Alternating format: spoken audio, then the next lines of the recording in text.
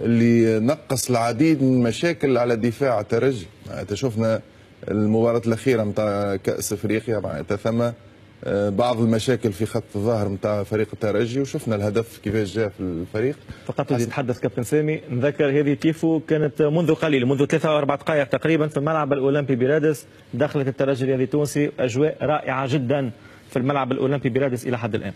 حسب راوي كوليبالي في الفترة الأخيرة معناتها أعطاه توازن كبير، خصوصا معناتها في الناحية الدفاعية، ونقص العديد معناتها من الهجمات المعاكسة ولا الهجمات المركزة معناتها على فريق الترجي، واللاعب هذا قاعد يقوم بدور.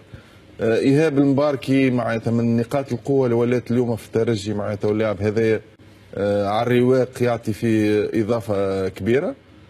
بوجود البدري دائما معناتها عنده النية للدخول لوسط الميدان. على المستوى الهجوم معناتها ينجم يكون ثم تنشيط هجومي، لكن انا شخصيا نحبذ كي يكون موجود سعد بقير معناتها تكون ثم اكثر معناتها تنوع في اللعب، في طريقه اللعب نتاع الترجي.